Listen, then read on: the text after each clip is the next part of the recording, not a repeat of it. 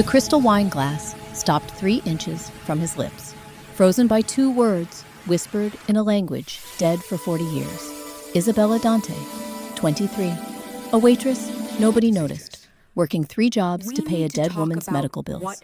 Tonight, she would speak words that would mark her for death and make the most dangerous man in Chicago cry. This is the story of how the invisible girl became impossible to forget. 3 jobs.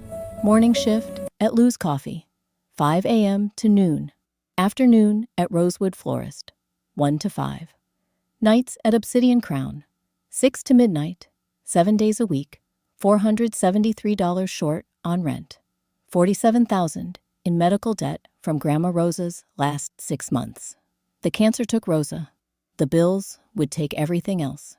Isabella stood in the employee locker room of Obsidian Crown, tying her sensible black shoes. The left one felt heavier than usual. She checked the laces.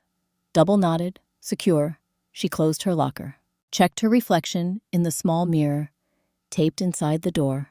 Dark curls pulled back. No makeup. Plain white shirt. Black vest, 2 sizes too big. Perfect. Invisible. Derek Walsh, the floor manager, appeared in the doorway. Red hair slicked back. Green eyes like chips of ice. He wore his authority like a weapon. Table 12 needs water. Table 5 needs bread. And for God's sake, Isabella, stop looking at your shoes. He grabbed her shoulder, tight enough to bruise. Years of dock work before hospitality gave him a grip like a vice.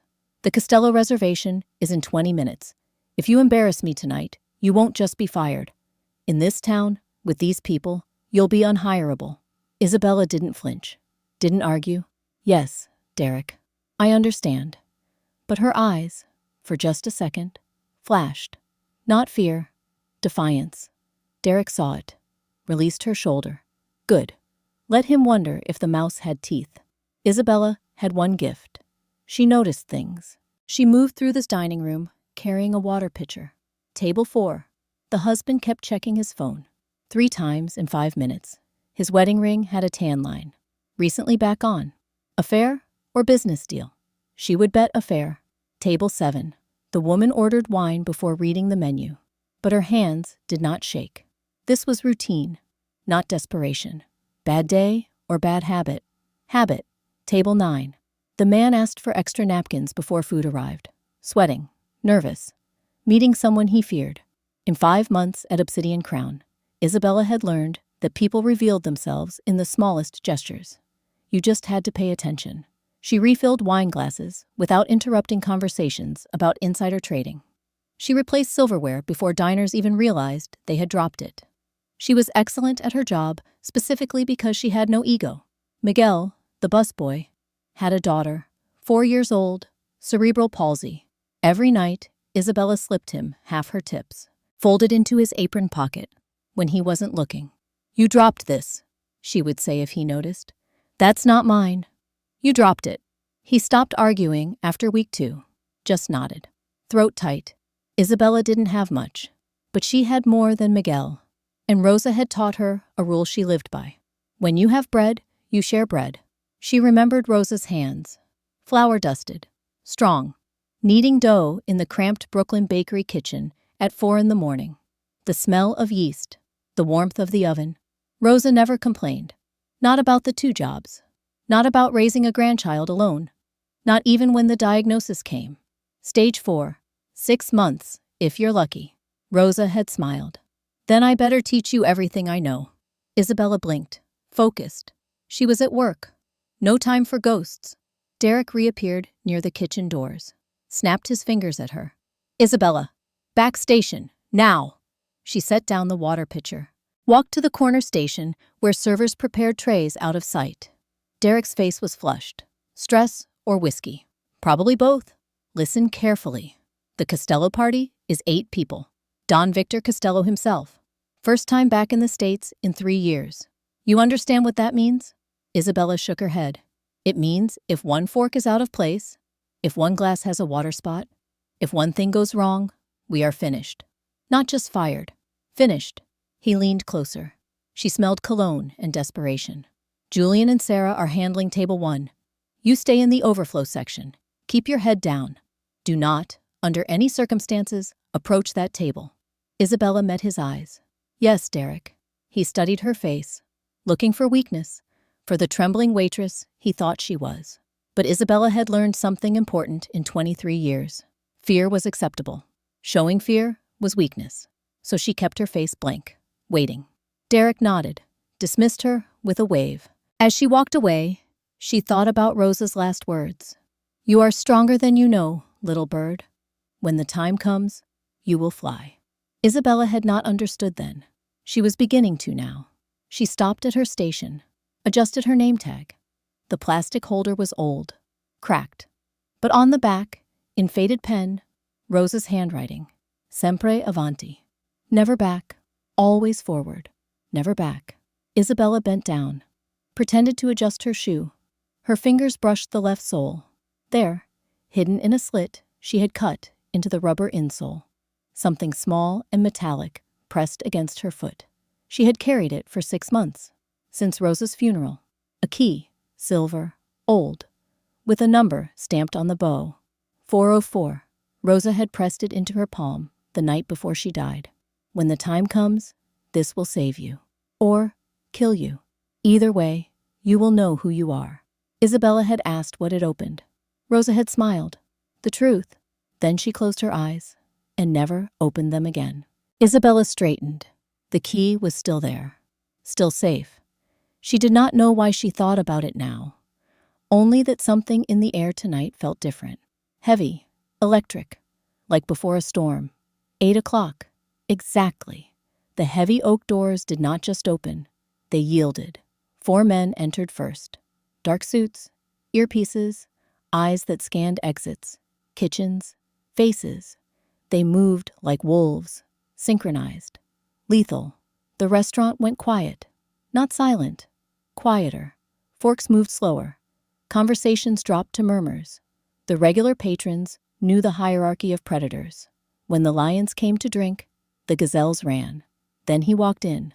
Marco Costello, 6'2", shoulders that filled his Brioni suit like it was painted on. Face that could have sold watches or whiskey, except for the eyes, cold, gray, the kind of eyes that had seen terrible things and caused worse. He looked bored, and somehow that was more terrifying than anger. But the room did not freeze for Marco. It froze for the man leaning on his arm. Don Victor Costello was smaller than his son, shrunken by age, but his presence filled the room like smoke. Invisible, suffocating, impossible to ignore. He wore a fedora, cashmere coat, a cane he didn't need, but carried like a scepter. His face was a map of scars. Sicily, carved into skin. Deep canyons around his mouth. A white line bisecting his left eyebrow. Stories written in flesh. As he walked toward the VIP section, every conversation died. A hedge fund manager signaled for his check. Did not wait for it. Just left $300 cash on the table and fled. 2 tech moguls followed. Isabella watched from her station near the kitchen. 30 feet away, invisible. Don Victor's eyes swept the room. Stopped. On her. 1 second. Maybe 2. His brow furrowed, like he recognized something. Or someone. Then Marco whispered in his ear. Victor looked away. Isabella's heart hammered. Had he seen her? Really seen her? No. Impossible. She was nobody. They sat at table 1, center stage, raised platform. 2 bodyguards flanked the table. 2 more at the exits. Derek appeared, bowing so low his nose nearly hit the hostess stand. Don Victor. Mr. Costello, it is the greatest honor of my life to welcome you to Obsidian Crown. Victor did not look at him, just removed his hat, set it on the empty chair beside him. The signal. I am ready. Julian, the senior waiter Derek had assigned, approached with the wine list and a bright, plastic smile. Isabella, watching from the shadows, felt her stomach drop. Wrong. Everything about this was wrong. Julian opened with his standard script. Good evening, gentlemen. My name is Julian, and I will be taking care of you tonight. Can I start you off with some sparkling water? Or perhaps a cocktail from our sommelier? Stop. Victor's voice was gravel. Grinding stones. Julian froze, mid-gesture. The wine list trembled in his hands. You approach before I settle, before I breathe, like I am tourist. Sir, I apologize. I just wanted to make sure you had everything you needed right away. Victor's hand moved, slow, deliberate. He placed his palm flat on the white tablecloth. Not a slam, a statement. In my house, we do not interrupt a man when he sits. We give him space to think, to choose. This is respect. Julian's face went red. Yes, sir. Of course. I will just step back and give you a moment. He started to retreat. Wait. Julian stopped. You pour with left hand. I'm sorry. Victor gestured to the water pitcher Julian had set down. Your left hand. You were going to pour with your left hand. That's restaurant policy, sir. We pour from the left side of the guest, so we use our left hand to avoid reaching across the table. The table shook. Not a slam. Just Victor's palm, pressing down. Hard enough to make the silverware jump. In my house, left hand is for the devil. Right hand pours wine. Right hand serves bread. This is not policy. This is respect. Marco leaned forward. Papa, it is fine. Different country, different customs. It is not fine. Victor stood, slowly, like a mountain rising. This place has no soul, no memory. America. Everything is plastic. Even the people. He looked around the restaurant. His gaze swept over the modern art on the walls, the minimalist decor, the cold marble and steel. I come here for dinner, not for policy. I come to feel something, to remember. And you give me nothing. Marco stood too. Papa, please, sit. We can go somewhere else if you prefer.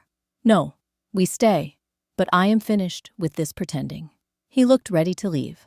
Or worse, signal his men to dismantle the restaurant brick by brick. Derek stood near the hostess stand, sweating through his shirt. He caught Isabella's eye, mouthed something. Stay back. But Isabella was not looking at Derek. She was looking at Don Victor, at the pain in his eyes, the loneliness. She knew that look. She had seen it in the mirror every morning since Rosa died. Isabella did not think, did not calculate, just moved. She walked to the kitchen, pushed through the swinging doors. The line cooks looked up, startled. She ignored them, went straight to the back shelf, the one where they kept the staff meal bread. Not the artisanal sourdough they served to guests. The real bread, rustic, hard crust, the kind Rosa used to make. She grabbed a basket, filled it with 3 loaves, still warm from the oven. Then she found the olive oil. Not the truffle oil Derek insisted they use. Plain oil, green gold, simple. Benoit, the sous chef, watched her. What are you doing? Isabella. She walked back out to the dining room. Derek saw her. His eyes went wide. He started toward her, hand raised. Isabella walked past him. 30 feet felt like 30 miles. The bodyguard at the platform, 6'4", with a scar bisecting his lip, stepped in front of her. Isabella did not stop, did not look away. She met his eyes, tilted her head slightly. Deference, but determination. I have bread, she whispered. He hesitated, saw no weapon, just a small woman with a basket. He stepped aside. Victor was still standing, chest heaving, ready to storm out. Isabella approached the table. Marco's hand moved inside his jacket. Gun. Isabella set the basket down, not in the center, directly in front of Victor. She poured the oil into a small dish. Then, the unthinkable. She reached out and moved Victor's wine glass 3 inches to the right, aligning it perfectly with his knife. The room gasped. Marco's hand tightened on his gun. Isabella did not look at Marco, did not look at the bodyguards, only at Victor. She clasped her hands in front of her apron, dropped her chin, and spoke. Vosia benedica, don to, u pani je caudu, mancia e scorda liguai. The words hung in the air. Not Italian, not standard Sicilian. Arboresce, the dialect of the Collier Mountains, spoken by peasants to feudal lords before the wars, before the world changed and forgot. Translation. Your Excellency, bless me. The bread is warm. Eat and forget your sorrows. Don Victor's eyes went wide. The rage evaporated. Replaced by shock so profound, He looked like he had been struck by lightning. He slowly lowered himself back into his chair, eyes never leaving Isabella's face. Marco stiffened, hand still on his gun. He had never heard anyone address his father as Don Tu, the intimate, old-world diminutive of Victor, and lived to tell about it. Where? Victor's voice was a whisper, trembling. Where did you learn the tongue of ghosts? Isabella did not retreat. She knew the rules now. She was in the circle. No going back. I said, the bread is warm, Don Tu. It is bad luck to let warm bread go cold, while anger heats the blood. She spoke in the same dialect. Heavy, guttural, ancient. Victor reached out a shaking hand. Did not reach for the bread, reached toward her face. Stopped inches away, testing if she was real. Nobody speaks the Arboriaceae of the valley anymore. They are all dead, or American. Isabella switched to English, but kept the cadence of the dialect. The rhythm Rosa had drilled into her during those long nights in the bakery. My grandmother taught me. She said it was the only way to speak to God, and to men who think they are God. The restaurant fell silent. Conversation stopped mid-sentence. Forks paused halfway to mouths. Marco let out a short breath, almost a laugh. Not amusement, incredulity. He looked at Isabella with new eyes. No longer a mouse. A puzzle. Victor stared, analyzing her face. Bone structure. The shape of her eyes. The curve of her jaw. Looking for ghosts. Your grandmother. What was her name? Isabella hesitated. This was dangerous, but she had gone too far to lie. Rosa. Rosa Benedetti. The name dropped into the silence like a stone into still water. Victor's face went pale. He gripped the edge of the table, knuckles white. Rosa. He whispered the name like prayer. Or curse. The baker's daughter. The one who disappeared in 74. Isabella nodded. She did not disappear, Don Tu. She ran, came here, baked bread in Brooklyn 30 years, until she died. Victor closed his eyes. A single tear escaped, tracked down the canyon of his cheek. The crying of a monster is a terrible thing to witness. It breaks something in the observer, makes them realize that even the most fearsome creatures were once human. Victor opened his eyes, looked at the bread basket, broke off a piece of crust, dipped it in oil, took a bite, chewed slowly, eyes closed again. Tastes like home, he mumbled. He opened his eyes, looked at Derek, who was cowering by the hostess stand. You! Derek jumped. Yes, Don Victor? This girl. Victor gestured to Isabella. She is not waitress tonight. Tonight, she eats with us. Derek's jaw dropped. Sir, that is against protocol. Staff cannot dine with guests. Health code, insurance, liability. We simply cannot allow it. Marco cut in. Voice smooth. Deadly. Derek, my father just invited a lady to dinner. Are you telling him no? No, no, of course not. Isabella, please. Sit. Isabella froze. I cannot. My shift. Your shift is over, Derek said quickly. Take the rest of the night off. Paid. Marco stood, walked around the table, taller than she had expected. He smelled of expensive tobacco and rain. He pulled out the chair between him and his father. Isabella. His voice was low, vibrating in her chest. Nobody says no to Don Victor. And honestly, he looked her up and down, dark eyes sparkling with dangerous curiosity. I really want to know how a 23-year-old waitress in Manhattan knows the dialect of a village that has not existed on a map since World War II. He gestured to the chair. Please, sit. Isabella looked at the chair. It was a trap. She knew it. By sitting, she entered their world, exposed herself. But looking at the old man, looking at her like she was a resurrected saint, she could not refuse. She untied her apron, dropped it on the waiter station, smoothed her skirt, sat down at the table of the Mafia King. The dinner that followed was surreal. The entire restaurant watched in covert silence as the shy waitress broke bread with the Costello crime family. Victor asked her about Rosa, the recipes, the harvest songs, the way to dry tomatoes in the sun, the proper method for curing olives. He did not ask about her life in America. He only cared about the connection to the past.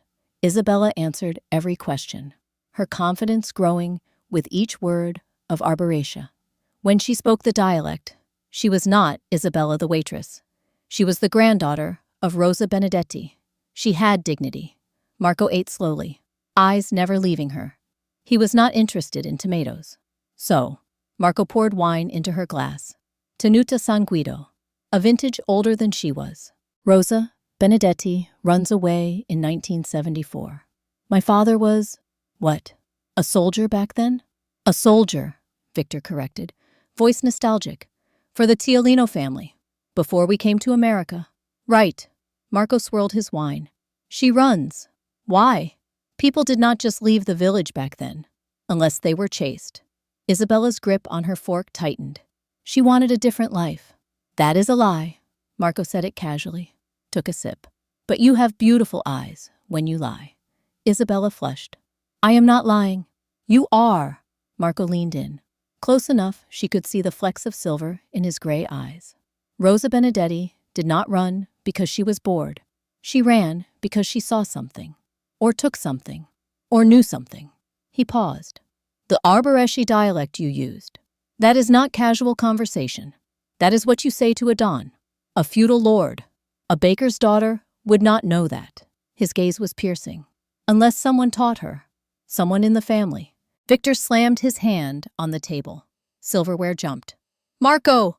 Leave her alone. We are eating. I am just making conversation, Papa. Marco's shark-like grin appeared, trying to figure out why the granddaughter of a runaway baker speaks a code used by the old guard to discuss business the feds cannot understand. Before Isabella could answer, the air changed. Not temperature, pressure. Like before a storm, the heavy oak doors burst open. Not respectfully, violently. 6 men walked in, leather jackets, jeans, too casual for Obsidian Crown, loud, Irish. At the center walked Liam Brennan, 6'4", scar down his left eye, courtesy of a broken bottle in a Southie bar 20 years ago. Red hair gone silver at the temples, shoulders like a dock worker, face like a fist. He walked with the swagger of a man who had killed his first rival at 16 and never looked back. Known for running the New Jersey ports, encroaching on Costello territory for months. The music did not stop. It was drowned out by the heavy boots of the Irish. Security moved to intercept. Brennan held up a hand. Relax, boys. I am just here for a drink. His Boston accent cut through the room like a knife. He pronounced drink as drink. He spotted the Costello table. A cruel smile spread across his face. He walked straight toward the VIP platform. Ignored the maitre d' Don Victor. Brennan's voice boomed. I did not know you were back in town. And, having dinner with the help. He sneered at Isabella. Victor did not turn around. He kept buttering his bread, but his hand had stopped moving. Marco stood slowly, buttoned his jacket. Liam, you are interrupting my father's meal. That is a health hazard. I just wanted to pay respects. Brennan laughed, stepped onto the platform. His men fanned out behind him. The Costello bodyguards stepped forward, hands inside their jackets. The restaurant was a powder keg. One wrong move and the china would be replaced by shell casings. Brennan looked at Isabella. Pretty thing. Is this the new mistress, Costello? Or just dessert? He reached out a hand to touch her hair. It happened in a blur. Marco grabbed Brennan's wrist mid-air. The sound of the grip was audible. Bone grinding against bone. Touch her, Marco whispered. Voice deadly calm. And you will lose the hand, then the arm, then the head. Brennan grimaced. Tried to pull his hand back. Marco's grip was iron. You protect waitresses now, Costello. You are getting soft. She is not a waitress. Victor said it. The old man stood, turned slowly to face Brennan. He looked small compared to the Irish giant, but his eyes were black holes. She is a guest at my table, and she is of Sicilian blood, specifically the blood of Kalina. Victor looked at Isabella, then back at Brennan. And in Sicily, we have a saying for men who interrupt a meal. Isabella knew the saying. Rosa had taught it to her. She whispered it without thinking, in the dialect. Cu disturba upani, mori di fami. Victor smiled. A terrifying, cold smile. Exactly. He who disturbs the bread dies of hunger. He nodded to his security. Remove this trash from my dining room. The Costello guards drew their weapons. The Irish hesitated. They were outgunned, and they knew it. Brennan yanked his arm free from Marco, rubbing his wrist. He glared at Isabella with pure venom. This is not over, Costello. He pointed at Isabella. My employer wants to meet the girl who speaks dead languages. He has questions about her family, about her father. Brennan smiled. Cruel. Tell her to ask her grandmother about Matteo Dante. Oh, wait. She can't. Rosa is dead. But my employer knew Matteo very well. In fact, he is the one who put 2 bullets in his head. Isabella's blood froze. Marco's hand moved to his gun. Who is your employer? Brennan backed toward the door, his men following. Someone who has been dead a long time. But ghosts don't stay buried forever, do they? He looked at Victor. Sleep well, Don Victor. The dead are coming for you. They left. The door swung shut. Silence. Victor collapsed into his chair, face ashen. Matteo Dante. He whispered the name. Marco turned to Isabella, eyes sharp. Who is Matteo Dante? Isabella's throat was tight, tears threatening. He was my father. The table went still. Your father, Victor repeated. Matteo, the ghost. Isabella nodded. My consigliere, Victor continued, voice hollow. My best friend, the man who betrayed me in 1985. Isabella shook her head, tears spilling. He did not betray you. Yes, he did. Money went missing. His signature on the transfer. He ran. We found him 3 days later. Executed. A message. Traitors die. No. Isabella's voice was stronger now. Rosa told me the truth before she died. My father was protecting you, investigating someone who was selling family secrets. He found proof, was going to bring it to you. But they killed him first, made it look like he was the traitor. Who is they? I do not know. Rosa would not tell me. She said it was too dangerous, that I had to wait until the right time, until I could finish what he started. Victor stared at her. You are Matteo's daughter. He reached out, touched her face gently. I see him in you. The eyes, the way you speak, the courage. His voice broke. I killed my best friend. I believed the lies. I mourned him for 20 years, thinking he betrayed me. You did not kill him, Isabella said. But the person who did is still out there, and Brennan works for them. Marco's mind was racing. If Matteo was investigating a traitor in the family, and that person killed him and framed him, then that person is still in our organization, still close to my father. He looked at Victor.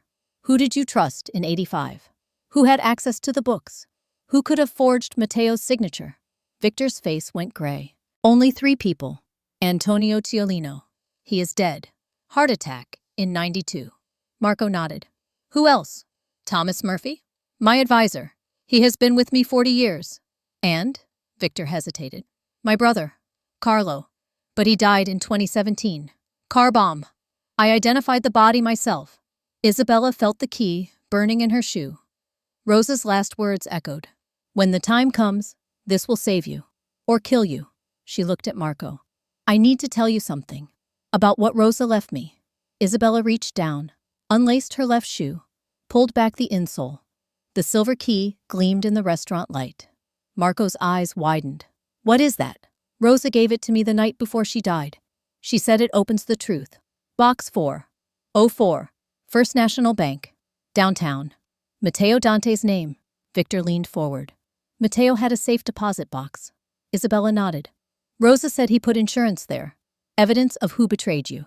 Who killed him. She made me promise to wait until I was strong enough to handle the truth. Until I found you. She looked at Victor. I was supposed to give you this. To clear his name. To finish what he started. Marco stood. We need to get that box. Tonight. It is too dangerous, Victor said. If Brennan's employer knows about Isabella, knows about Matteo, they might know about the box. Then we move fast, Marco said. Before they do, he pulled out his phone. Dialed. Vincent, I need a full security team. 3 vehicles. Armed escort. We are going downtown. Now. He looked at Isabella. You are coming with us. Where? Marco's expression was grim. To find out who killed your father. And who wants you dead. The black SUV pulled up to the curb. Engine running, door open. Marco helped Isabella inside, slid in beside her. Victor followed, moving slower, leaning on his cane. As the vehicle pulled away from Obsidian Crown, Isabella looked back through the tinted window. She could see Derek standing in the doorway, face pale, phone to his ear, calling someone, reporting. The restaurant lights grew smaller, dimmer. Isabella turned forward. Marco was watching her. "You are very brave," he said. "Or very foolish." Isabella met his eyes. "Rosa used to say, courage is just fear that prays." Marco almost smiled. "Your grandmother was a wise woman." "She was." Isabella looked out the window. The city lights blurred past. "She is also the reason I am in this car right now." "How so?" "Because she taught me that some debts can only be paid in blood." Isabella touched her shoe. "The key safe again. And some truths can only be unlocked by those brave enough to turn the key." Marco followed her gaze. "What do you think is in that box?" "The reason my father died." The SUV turned onto the highway, heading toward downtown, toward the bank, toward whatever came next. And behind them, in the city, wheels were already turning. Brennan made a phone call. Derek made a phone call. And somewhere in the darkness, an old man smiled. He had been waiting 20 years for this moment. For the daughter of Matteo Dante to finally surface. For the evidence to come into the light, so he could destroy it and destroy her. The game was in motion, and by morning, someone would be dead. Victor sat in the front seat, staring out into the rain, thinking about Matteo, about Rosa, about all the years he had wasted mourning a ghost. "Papa," Marco's voice was gentle. "If Matteo was innocent, if he was trying to protect you, then we owe him justice." Victor nodded. "We owe him more than that. We owe him the truth, and we owe his daughter her father's name back." He turned to look at Isabella through the gap in the seats. "I failed Matteo. I will not fail you." Isabella felt tears prick her eyes. "Thank you, Don too." The SUV accelerated into the night, toward the bank, toward the truth, toward a reckoning 40 years in the making. The drive from Manhattan to the Hamptons was a blur of rain-slicked asphalt and suffocating silence. Isabella sat in the back of the armored SUV, sandwiched between Marco and the door. Victor sat in the front passenger seat, staring out into the darkness, lost in memories of 1985. The rain hammered against the bulletproof glass, rhythmic, hypnotic. Isabella's hands had stopped shaking. That surprised her. She had expected panic, terror, the slow realization of what she had done. Instead, she felt calm, clear, like she had been waiting her whole life for this moment. Marco's phone buzzed. He answered without greeting. "Status." A voice crackled through. "Mail. Tense. Estate is locked down. Perimeter secure. Vincent has eyes on all access points. Thomas is running background on Brennan's crew." "Good. ETA 15 minutes." Marco hung up, looked at Isabella. "When we arrive, you will meet Olivia. She runs operations. She will get you settled." Isabella nodded. "What happens after I am settled?" Marco's jaw tightened. "We find out what you know, what your father left you, and we figure out who wants you dead before they figure out where you are." He paused. "Fair warning. Everyone you meet from now on could be the person trying to kill me, including Olivia. Is she? If she were, we would not be having this conversation." Isabella did not know if that was reassuring or terrifying. Probably both. The Costello estate was not a house. It was a compound, built on a cliff overlooking the Atlantic, surrounded by 12-foot walls topped with sensors, 2 layers of iron gates, cameras on every corner.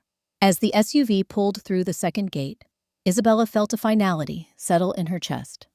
She was not a waitress anymore. She was something else, something undefined and dangerous.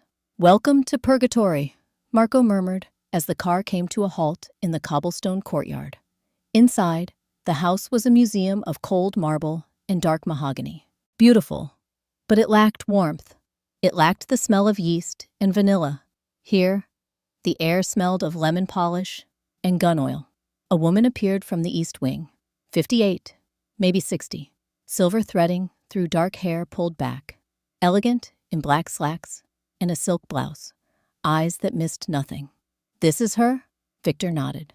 Olivia, meet Isabella Dante, Rosa Benedetti's granddaughter, and Matteo's daughter. Olivia's expression flickered. Surprise, recognition, then calculation. She extended her hand. I keep him alive, she said, nodding toward Victor. And right now, keeping you alive is part of that job. She looked Isabella up and down. You look terrible. Come, I will show you where you can clean up. The guest room was larger than Isabella's entire apartment. King bed, sitting area, bathroom with heated floors and a rainfall shower. Olivia laid clothes on the bed. Black jeans, cashmere sweater. Both looked expensive. Both looked like they would fit. How do you know my size? I know everything. Not a boast. A fact. Olivia sat on the edge of the bed. You have 3 options. 1. Witness protection. New name. New city. Never come back. 2. Hide here until we find the leak. Could be days. Could be months. 3. Help us find them. Isabella looked at the clothes. How would I help? I do not know anything about this world. You saw things tonight that others missed. You read people. That is a gift. Olivia leaned forward. Fair warning. Everyone you meet from here on could be the person who tried to kill Victor. Trust no one. Not even me. Are you? If I were, we would not be talking. Olivia stood. One more thing. The key in your shoe. We know it is there. We are not going to take it. But when you are ready to tell us what it opens, we need to know. How did you know about the key? Olivia smiled. I told you. I know everything. She left. Isabella stood alone in the opulent room. She walked to the bathroom, looked at her reflection. Blood on her collar. Not hers. Glass in her hair from when Marco had pulled her down during Brennan's confrontation. Eyes wide. Frightened. She looked like a victim. She turned on the shower. Let the steam fill the room. Rosa's voice echoed in her head. You are stronger than you know, little bird. Isabella stripped off the uniform, stepped under the scalding water. Let it wash away the fear. Isabella could not sleep. She dressed in the clothes Olivia had left. They fit perfectly. She walked to the balcony doors, opened them. The ocean stretched out below, black, infinite. The sound of waves against rocks. She sensed him before she saw him. Marco was standing on the adjacent balcony. Whiskey in hand, tie undone. You should not be out here. Why not? Snipers. You are out here. I am harder to kill. He turned to face her. The moonlight softened the harsh angles of his face. Cannot sleep? No. You? I have not slept well in years. Not since I realized this life is a cage with golden bars. Marco took a drink. You can leave any time, Isabella said. Can I? My father built this empire. My grandfather before him. I was born into this. There is no leaving. There is always a choice. Marco looked at her. Is there? You chose to sit at our table tonight. You chose to reveal who you are. Now you are here, in this cage with me. I chose truth over safety. That is the same choice your father made. And it killed him. Marco's voice was quiet. I do not want that to happen to you. Isabella leaned against the railing. Tell me about him. My father. What do you remember? I was young when he died, maybe 10. But I remember he was different from the others. Kinder. He taught me chess. Said the game was about thinking 3 moves ahead. Protecting your king, sacrificing pawns when necessary. Marco smiled at the memory. But he also said, the best players protect their queen. Because she is the most powerful piece on the board. He looked at Isabella. Your father would be proud of you. He does not even know me. He knows. Somehow. Wherever he is. Isabella felt tears threaten. I wish I remembered him. Rosa told me stories, but it is not the same. Tell me one. A story Rosa told you, Isabella thought. She said my father once walked into a rival's compound unarmed. Convinced them to join your family through conversation alone. 3 hours he talked, no threats, no bribes, just logic and honor. By the end, they were eating at your table. That sounds like Matteo, Marco said. He had a gift. He could see the good in people, even when they could not see it themselves. The moment stretched. Marco looked away first. I should check the perimeter. At 3 in the morning, it is when I do my best thinking. He set down his glass. Started to leave. Marco. He stopped. Thank you for bringing me here, for protecting me. Do not thank me yet. You do not know what this protection will cost." He disappeared inside, but the whiskey glass stayed on the railing. Still warm, morning came gray and cold. Isabella found Victor in the library, floor-to-ceiling books, most in Italian, some in Sicilian dialect. He sat in a leather chair by the window, staring at an old photograph. She knocked softly on the open door. "Don tu." He looked up, smiled. The first genuine smile she had seen from him. "Come, sit." She sat in the chair across from him. "Who is in the photograph?" He turned it so she could see. 4 men, young, maybe 30, standing in front of a small restaurant. Sicily. 1978, the year before I came to America. He pointed to each man. "This is me. This is my brother Carlo. This is Antonio, the Ciolino boss. And this." His finger stopped on the 4th man. "This is your father, Matteo Dante." Isabella's breath caught. She had never seen a photo of her father as an adult. He was tall, dark hair, strong jaw, eyes that looked kind, even in a faded photograph. Rosa said, "I have his eyes." "You do," Victor said. Same eyes, same stubborn chin. He set the photo down. "Matteo was my best friend. More than my consigliere. He was my brother in all the ways that mattered." What happened in 1985? Victor's face darkened. Money went missing. $2 million from a shipment. The books showed Matteo's signature on the transfer. I confronted him. He said, "Trust me, Victor. I am protecting you." I did not understand. I was young, arrogant. I thought he had stolen from me. "Did you kill him?" "No, but I did not stop it when others wanted to." Victor's voice broke. They found him 3 days later.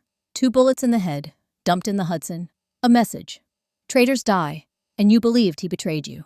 For 40 years, I mourned him, but I also hated him, for making me doubt, for dying before I could understand. Victor looked at Isabella. "If you are telling the truth, if Matteo was protecting me, then I killed my best friend for nothing." Isabella reached out, took his weathered hand. "He forgave you." "I know he did." "How can you know?" "Because Rosa told me." She said Matteo's last words to her were, "Tell Victor, I am sorry I could not finish what I started. Tell him to trust his heart, not his fear." Victor closed his eyes. Tears streamed down the canyons of his face. "I have been a dead man for 40 years, he whispered. Walking, breathing, but dead inside. Isabella squeezed his hand. "Then it is time to live again." 2 hours later, they sat in Marco's office. A war room, maps on the walls, files scattered across the mahogany desk. Isabella had made her decision. The key. It goes to First National Bank, downtown. Box 404, Matteo Dante's name. "How long have you known?" "Since Rosa died. She gave it to me. Said it contained the truth." "And you never looked?" "I was afraid." Marco stood. "We leave in 20 minutes. Full security. Vincent will drive. Thomas will coordinate from here. Olivia will handle any complications." Victor stood as well. "I am coming. Papa, you should stay here where it is safe. If Matteo left evidence, I need to see it. I owe him that." Marco did not argue. The convoy was 3 SUVs, 12 men, enough firepower to start a small war. Isabella rode with Marco and Victor. The drive took 45 minutes. First National Bank was old money, marble columns, brass fixtures, the kind of place that had survived the Depression and 2 world wars. The bank manager recognized Victor immediately, face pale, hands shaking. "Don Costello, how may we assist you today?" "We need access to Box 404. Under the name Matteo Dante." The manager's eyes widened slightly. "Of course. Right this way." They descended into the vault. Cool air, smell of metal and old paper. The manager inserted his key, stepped back. "I will give you privacy." He fled. Isabella inserted the silver key. It fit perfectly. The box slid out. Inside, no money, no diamonds, a leather-bound ledger, a cassette tape, 3 photographs, and a single sheet of paper. Marco opened the ledger first, scanned the pages. His eyes widened. "My God, this is not just about the stolen shipment in '85. This is everything." He pointed to columns of dates and numbers. Matteo was tracking payments, meetings, shipments, all connected to someone selling family secrets to the FBI. Who? Marco turned the page. The entries stopped in August 1985, 2 weeks before Matteo died. Victor picked up the first photograph. A young woman, beautiful, dark hair, smiling. Anya Volkova, Victor said quietly. She was engaged to Matteo in '84. What happened to her? She died. Car accident. At least, that is what we were told. Isabella picked up the second photograph. Matteo and Anya together, happy, in love. The third photograph made Victor's hand shake. 4 men, Matteo, Anya, and 2 others. Who are they? Victor pointed to one. That is Dmitry Volkov, Anya's brother. He runs the Russian operations now. And the other? Victor's face went ashen. That is my brother, Carlo. Isabella looked closer. The man in the photo was younger, healthier, but the resemblance was there. Your brother who died in 2017. Victor set the photo down. Or who we were meant to think died. Marco grabbed the cassette tape, looked for a player, found an old one in the corner of the room, loaded the tape, static. Then, Matteo's voice. Clear, strong, alive. Victor, if you are hearing this, I am dead. Victor's breath hitched. His hand gripped the edge of the table. I discovered who has been betraying the family, selling information to the FBI, stealing shipments, framing loyal men. A pause. The sound of Matteo taking a breath. It is Carlo. The words hung in the vault like a death sentence. Victor staggered. Marco caught him, helped him to a chair. The tape continued. Your brother has been planning this for years. Since your father chose you to be Don, instead of him, he was supposed to inherit. He was the eldest. But your father saw something in him, something dark, something broken. Carlo could not accept it. So he built his own empire in the shadows, using the Russians, using the Irish, waiting for the right moment to take everything from you. Another pause. I have evidence. Recordings of Carlo meeting with FBI agents. Ledgers showing money he stole and blamed on others. Photographs of him with Anya the night she died. Victor made a sound like a wounded animal. Anya discovered what Carlo was doing. She was going to tell you. So he killed her, made it look like an accident. Then he blamed me, said I was jealous, said I killed her in a rage. Matteo's voice broke. I tried to prove my innocence. I moved the money to keep it safe from Carlo. I signed my name to protect yours. I did everything I could. But if you are hearing this, it was not enough. Carlo killed me first. A long pause, just breathing. Victor, my friend, my brother, do not let my daughter suffer for my truth. Keep her safe. Tell her I loved her. Tell her I was trying to build a better world for her. And if Carlo is still alive, if he is still destroying everything we built, stop him. For Anya, for me, for all of us who believed in honor. The tape ended. Silence. Victor buried his face in his hands, sobbed. Marco stood frozen, processing. Isabella felt numb, hearing her father's voice, hearing him say he loved her. After a long moment, Marco spoke. Papa, when did Carlo die? 2017, February. Car bomb outside his home. Did you identify the body? Yes. Dental records matched. But, Victor looked up. But what? The body was badly burned. We used dental records because there was not much else left. And the coroner. Who was the coroner? Thomas arranged it. Said we needed someone discreet. Someone who owed us a favor. Marco pulled out his phone. Dialed. Thomas, I need you to pull the file on Carlo's death. Everything. Coroner's report, dental records, death certificate. A pause. Now. He hung up. Looked at Victor. If Matteo was right, if Carlo has been planning this for decades, faking his death would be the perfect move. Everyone stops looking for him. He becomes a ghost, free to operate in the shadows. Isabella picked up the ledger, turned to the last page. A list of names, FBI agents, Carlo paid off, dates, amounts, and at the bottom, in Matteo's handwriting. If I die, Carlo will blame me. Protect my daughter. Do not let her become his next victim. She looked at Marco.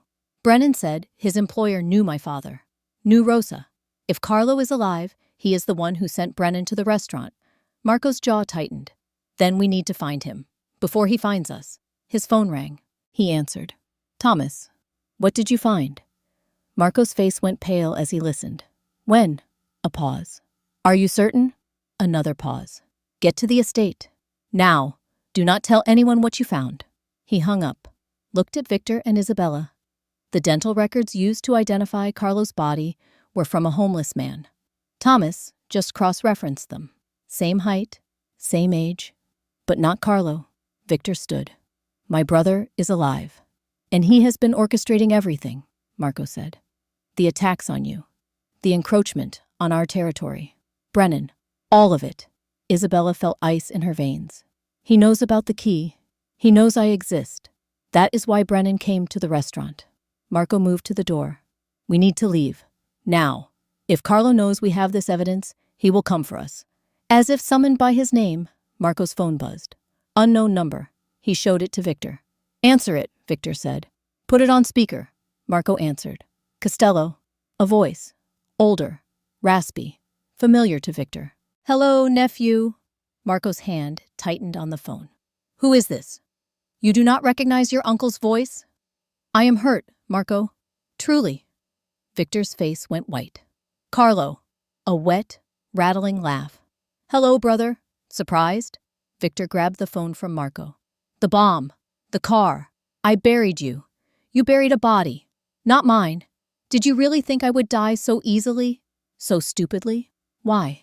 Why do this? Because you took what was mine. Father promised me the family. I was the eldest. It was my birthright. You were unstable.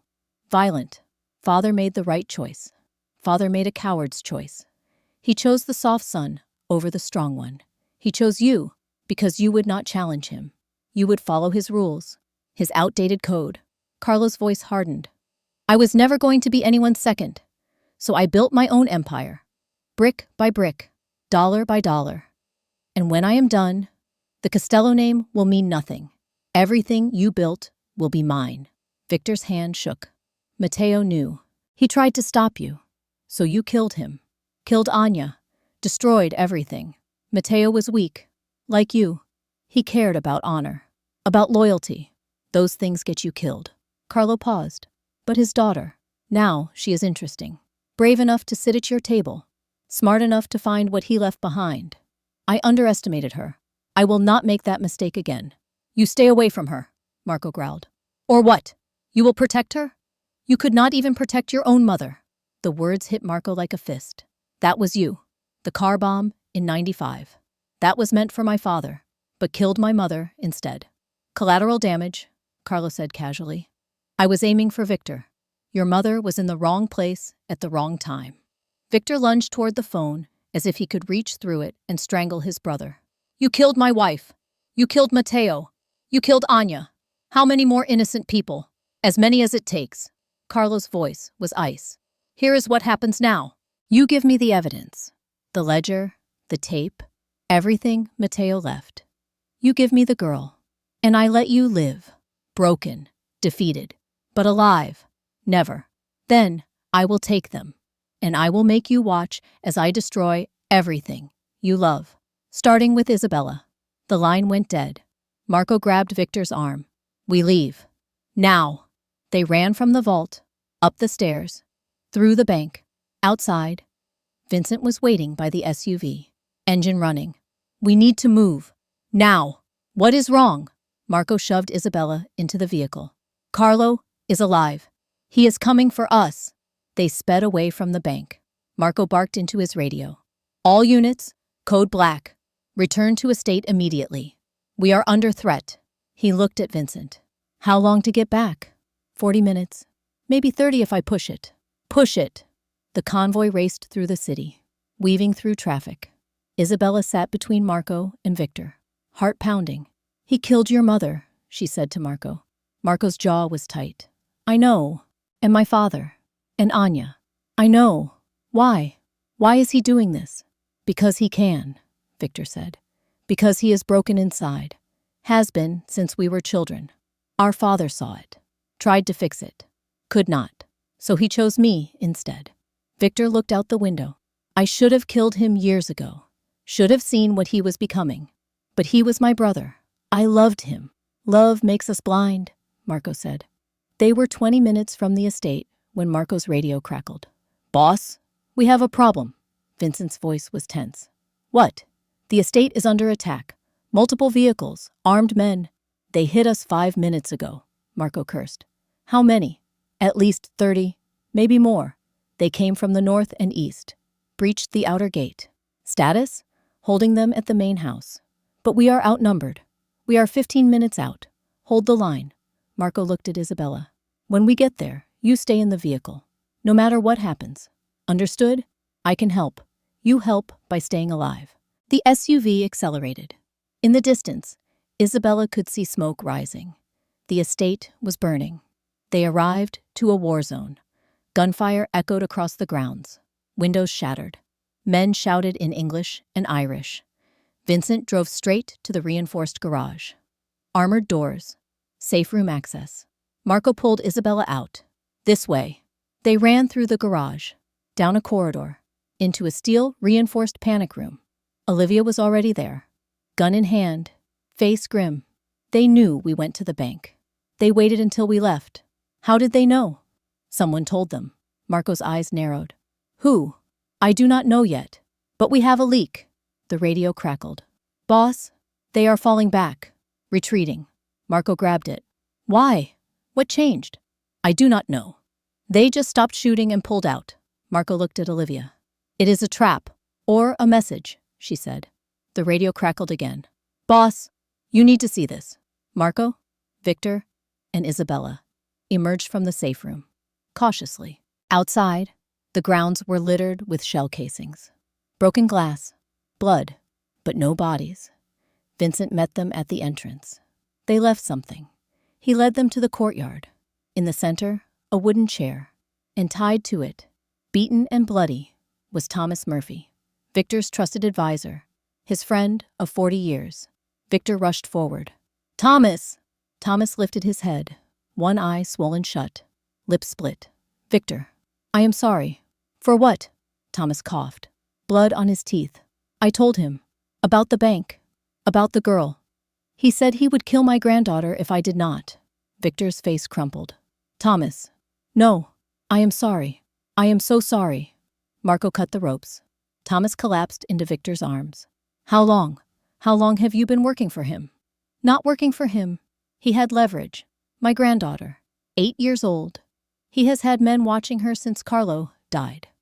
Said if I ever betrayed him, she would disappear. Victor held his friend. You should have told me. I could not. He said he would know. That he had eyes everywhere. Marco pulled out his phone. I am sending a team to protect your granddaughter. Right now. She will be safe. Thomas nodded. Weak. Thank you. Where is Carlo? Marco demanded. I do not know. He never meets in person. Only calls. Only messages. Thomas looked at Isabella. He wants you. Says you are the last piece of Matteo he needs to destroy. That once you are gone, Victor will have nothing left to fight for. Isabella stepped forward. Let him come. I am not afraid. You should be, Thomas whispered. Carlo is not like us. He does not have limits, does not have mercy. He will burn the world to ash, just to watch it fall. They moved Thomas inside. Olivia called a doctor. Marco paced the war room, mind racing. He has been ahead of us the entire time. Knew we would go to the bank, knew what we would find. Probably wanted us to find it. Why? Victor asked. Because it does not matter, Isabella said. They both looked at her. The evidence only matters if people see it, if they believe it. But Carlo has been dead for 8 years. If he shows the world he is alive, he has to explain where he has been, what he has been doing. She looked at Marco. He wants to discredit the evidence before we can use it, make it look fake, make us look desperate. Marco stopped pacing. So we do not give him the chance. We go public. Now. Tonight. Release everything. The tape, the ledger, the photos, all of it. To who? The FBI? They are in his pocket, Olivia said. Not all of them, Marco replied. There are still good ones. Ones who cannot be bought. He pulled out his phone. I know someone. Federal prosecutor. She has been trying to take down organized crime for years. She is clean. Will she believe us? She will when she hears Mateo's voice on that tape. Marco made the call. As he talked, Isabella looked at Victor. The old man sat in his chair, staring at nothing. She sat beside him. Don too. He looked at her. I am sorry for all of this, for bringing this war to your door. You did not bring it. It was always here, waiting. You just lit the match. He took her hand. Your father would be proud. You are everything he hoped you would be. I do not even remember him. Then let me tell you. Victor squeezed her hand. Mateo was the bravest man I knew, not because he was fearless, but because he knew the cost of courage and paid it anyway. He looked at her. You are just like him. Marco hung up. She is coming. Tonight. We meet in 2 hours. Neutral ground. She will have a team. Recording equipment. Everything we need. Where? The same place this started. Obsidian Crown. Are you insane? That is the first place Carlo will look. Exactly, Marco said. We make it public. Cameras. Witnesses. He cannot touch us there without exposing himself. Victor stood. Then we finish this. Tonight. At the place where Isabella saved my life. He looked at her. Are you ready? Isabella thought of Rosa. Of Mateo. Of 40 years of lies. I was born ready. Marco moved to the weapons locker. Then, let us give Carlo exactly what he wants. A reckoning. 9 p.m. Obsidian Crown stood dark and silent. Derek Walsh had closed the restaurant early. Federal order. He stood outside smoking, watching black SUVs pull up to the curb. He did not know what was happening. Only that powerful people had made powerful demands. And when powerful people demanded, you obeyed. Isabella stepped out of the lead vehicle. She wore the same black jeans and cashmere sweater from the estate. But something had changed in her bearing. She no longer looked like prey. Marco emerged behind her. Then Victor. Then Olivia and Vincent. Federal prosecutor Amanda Chen waited at the entrance. 45. Sharp suit, sharper eyes. She had brought a technical team. Cameras. Recording equipment. 2 FBI agents she personally trusted. Miss Dante. She extended her hand. Isabella shook it. Prosecutor Chen, call me Amanda. We are about to make history together. First names only. She looked at the restaurant. You are certain he will come? He has been waiting 40 years for this, Marco said. He will come. Amanda gestured to her team. We set up inside. Multiple camera angles, live feed to 3 separate servers. If Carlo Moretti confesses to anything, the world will see it. And if he does not confess? Isabella asked. Then we have wasted everyone's time. But I do not think we will. Men like Carlo, men who have hidden for years, they want recognition. They want the world to know how clever they were. Amanda smiled grimly. We are going to give him that stage, and then we are going to bury him with it. Inside, the restaurant had been transformed. Tables pushed back, cameras mounted on tripods, microphones hidden in flower arrangements, a wire running from Isabella's collar to a transmitter in the kitchen. Derek watched from the bar, face pale. I do not understand. What is happening here? Justice, Victor said simply. For who? For a man who died 40 years ago, believing he was hated. For his daughter, who grew up without him. For everyone Carlo destroyed. Derek lit another cigarette with shaking hands.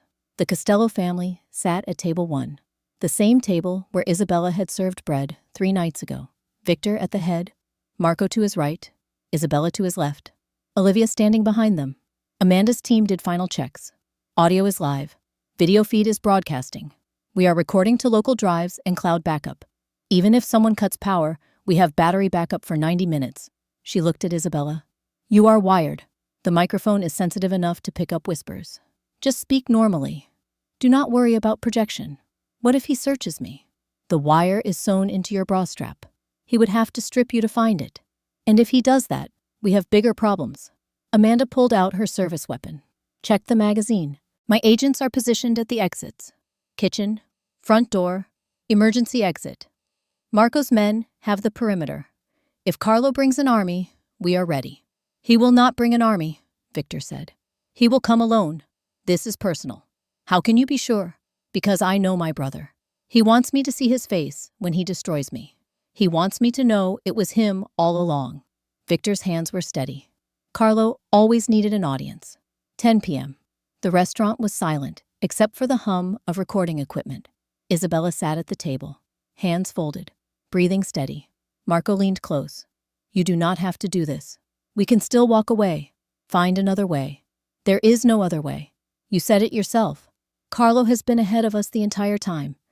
This is the only move he will not expect. Us choosing the battlefield. Marco looked at her. When this is over, when Carlo is in custody or dead, what will you do? Isabella thought. I will open a bakery, like Rosa. Teach kids, who have nothing, how to make something with their hands. Give them a skill. A future. She smiled. What about you? What does the Prince of New York do when there is no kingdom left to rule? Marco's expression softened. Maybe I help you. I am terrible at baking, but I can lift heavy flour bags. You want to work in a bakery? I want to work anywhere you are. The moment stretched. Isabella's radio earpiece crackled. Vehicle approaching. Black sedan. Single occupant. Marco tensed. Showtime. Amanda's voice came through. Remember, get him talking. Get him to confess. We need his voice saying he killed Matteo. Killed Anya, everything. Isabella nodded. I understand. Victor reached across the table. Took her hand. Your father is watching. He is proud. I hope so. The front door opened. He did not look like a monster. Carlo Moretti walked with a cane. Real this time. Not a prop, like Victor's. His left leg dragged slightly. The car bomb that supposedly killed him had left damage. But his eyes were sharp, alive, cold. He wore a simple suit. No bodyguards, no weapons visible. He stopped just inside the entrance, looked around, saw the cameras, smiled. Ah, I see we are making this a production. How very American. His voice was stronger than Isabella expected. Gravel and smoke, but steady. He walked toward table 1, each step deliberate. Victor stood. The two brothers faced each other, separated by 40 years of betrayal and 10 feet of marble floor. Carlo, Victor, you look old, brother. You look dead. Carlo laughed. I was, for 8 years. Very peaceful, actually. No responsibilities, no enemies, just quiet. Why come back? Because you were still breathing. Because you were still playing the noble Don. And I could not allow that. Carlo's gaze shifted to Isabella. And you, Matteo's little bird, all grown up. You have his eyes. You killed him. I did. Put 2 bullets in his head. Watched him bleed out in an alley. He begged at the end. Cried for Rosa. For you. Marco shot to his feet. You piece of... Isabella put a hand on his arm. Let him talk. Let the world hear what he is. Carlo smiled wider. Smart girl. You understand. This is theater.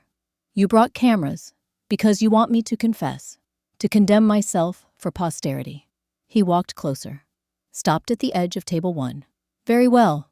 I will give you what you want. Carlo pulled out a chair, sat down, uninvited. Where should I begin? With Anya? With Matteo? With the 20 other people I killed to build my empire in the shadows? Start with why, Victor said. Why betray your own family? Family. Carlo spat the word. What family?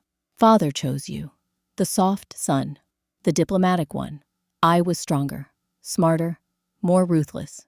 I was everything a Don should be. You were unstable. I was honest. I did not pretend this life was about honor. It is about power, money, control. You wanted to be loved. I wanted to be feared. Carlo leaned back. So I built my own organization. Started small, skimming from shipments, selling information to the FBI. They paid well for names and dates. Victor's face was stone. You sold out your own men. They were never my men. They were yours. And watching you scramble to plug leaks, to figure out who was betraying you, that was entertainment. What about Anya? She was innocent. Anya was a problem.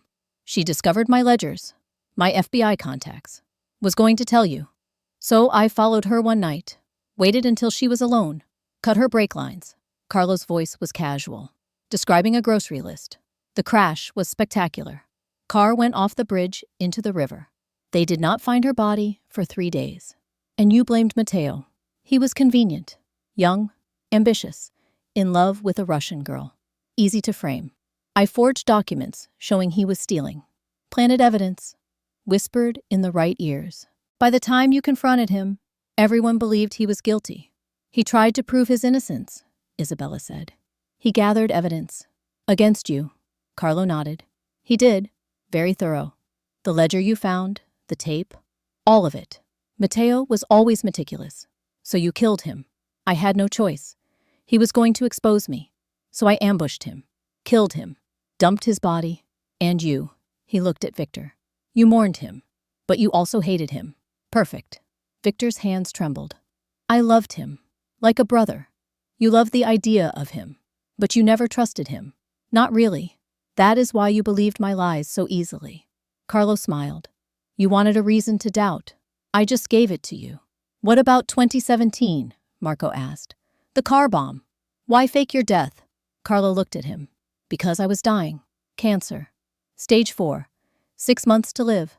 The doctors were certain. But you are alive now. Remission. Miraculous, really. But at the time, I thought I was finished. So I decided to disappear. Let you think I was dead. Watch from the shadows as you destroyed yourselves. He gestured around the restaurant. I orchestrated everything. The attacks on Victor. The Irish encroachment.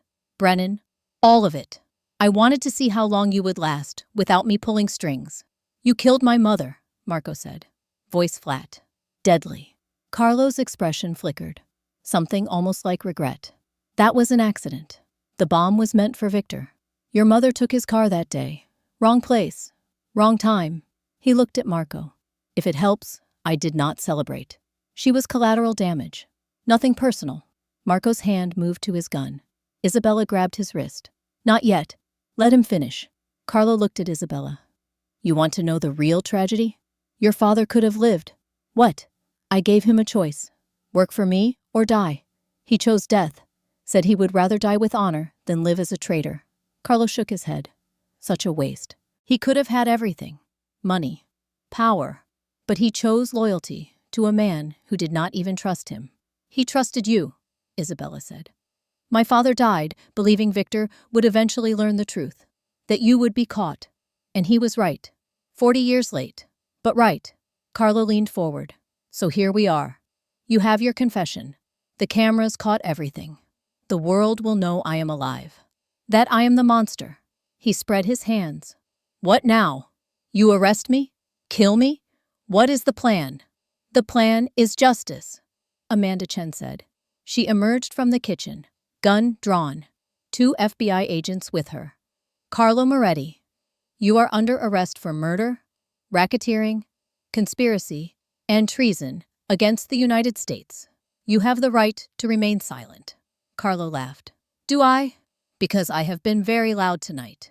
Said everything you wanted to hear. He looked at the cameras. And you recorded all of it. How convenient. Stand up. Hands behind your back. Carlo did not move.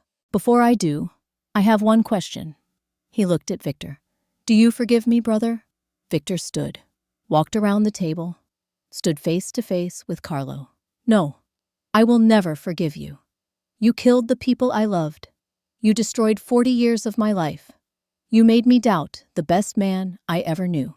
Victor's voice broke. But I pity you, because you had everything, and it still was not enough. You died angry, and you will die angry again.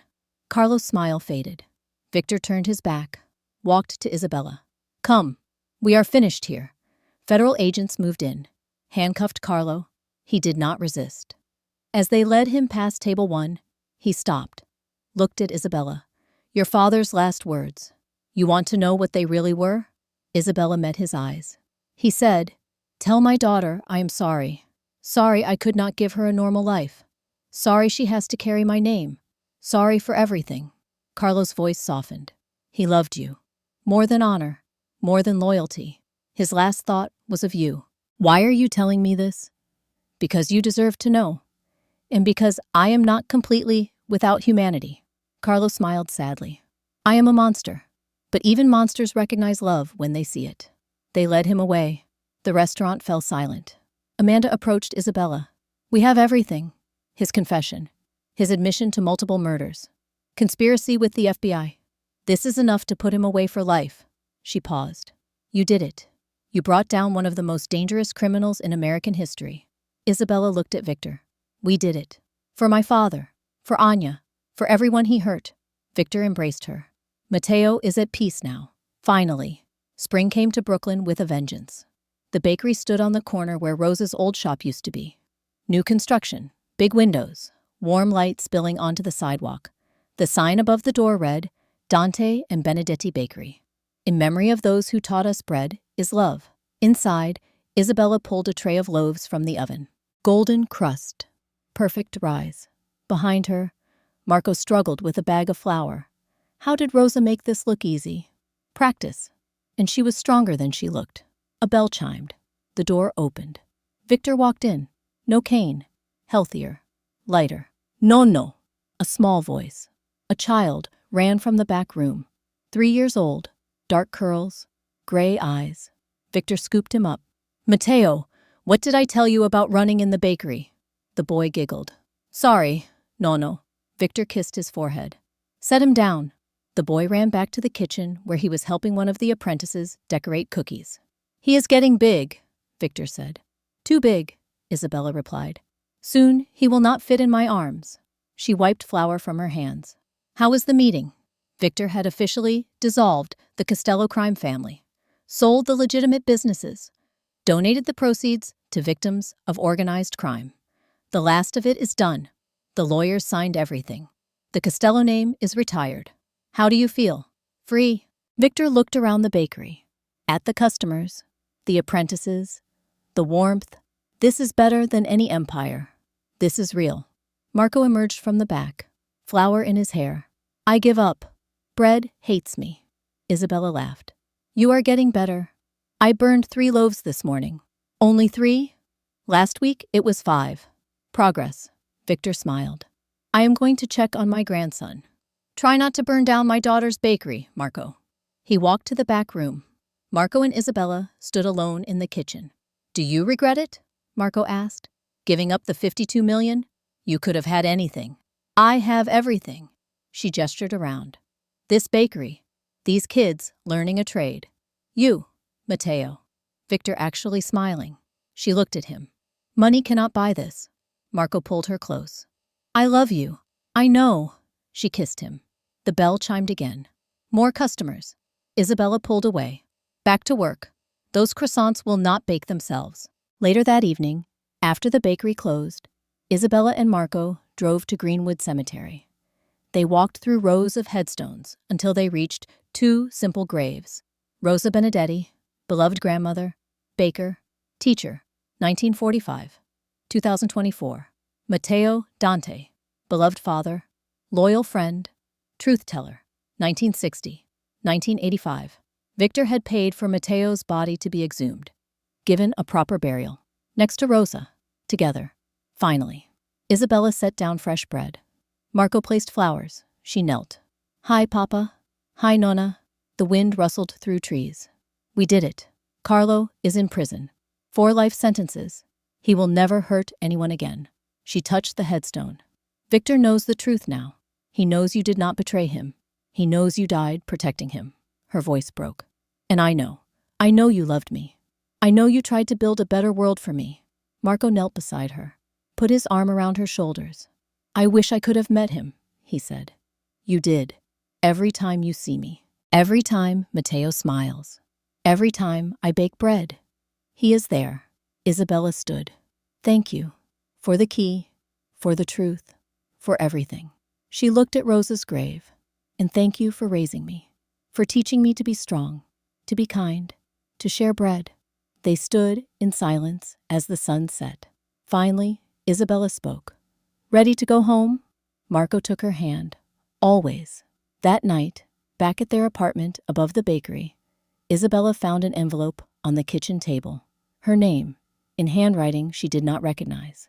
She opened it. Inside, a letter and a photograph. The photograph showed a young Matteo, holding a baby, smiling. On the back, Rosa's handwriting. Your father holding you, 1 week old.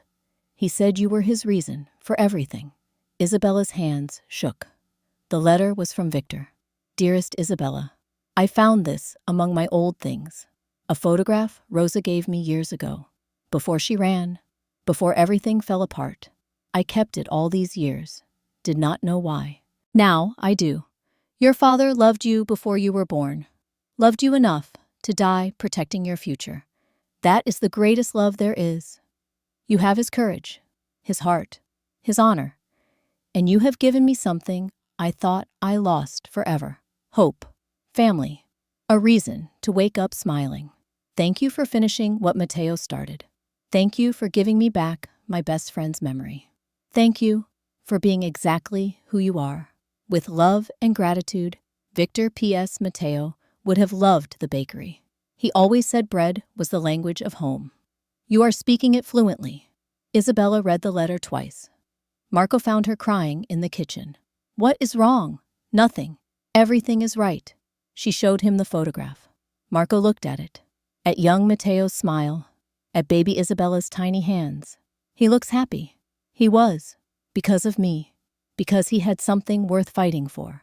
She placed the photograph on the shelf. Next to the picture of Rosa. 3 generations. Connected by bread. By love. By sacrifice. Marco wrapped his arms around her. What are you thinking? That I am the luckiest person alive. I have a family, a home, a purpose. And you. She turned in his arms. What more could anyone want? Marco kissed her forehead. Nothing. Absolutely nothing. Isabella Dante started as a waitress who noticed everything. She ended as a woman who changed everything. Not because she was fearless, but because she chose courage over comfort, truth over safety, love over hate. Marco Costello started as a man trapped by legacy. He ended as a man freed by love. Victor Costello started as a broken king. He ended as a grandfather who finally understood that the greatest empire is not built on fear. It is built on bread shared, on trust earned, on forgiveness given. Carlo Moretti chose revenge. It consumed him. Matteo Dante chose honor. It immortalized him. Isabella chose to finish what her father started. And in doing so, she proved that the most powerful weapon in the world is not a gun or a bomb or an army. It is the truth, spoken clearly, recorded faithfully, shared fearlessly. Carlo sits in a maximum security prison. No visitors, no parole, no hope. Victor tends a garden in Palermo, plays with his grandson, bakes bread with Isabella on Sundays. Marco runs a nonprofit, helps former criminals rebuild their lives, gives them second chances he once would have denied. And Isabella? She wakes every morning at 4 a.m., just like Rosa, makes bread, teaches apprentices, feeds her community. And sometimes, when the ovens are warm and the smell of yeast fills the air, she swears she can hear 2 voices. Rosa saying, "You flew, little bird," and Matteo saying, "I am so proud of you." Sometimes justice roars, trials, convictions, headlines. Sometimes it whispers, a daughter honoring her father, a son choosing peace, a broken man finding redemption. Matteo Dante died believing he failed. But 40 years later, his daughter proved he succeeded, because he raised a woman who would not stop until the truth was free. If you connected with Isabella and Marco's story, let us know in the comments. Have you ever fought for a truth no one believed? Have you ever finished something someone else started? Subscribe for more stories about ordinary people doing extraordinary things. New story every week. Until next time, be brave, be curious, and remember, you are only one decision away from a completely different life.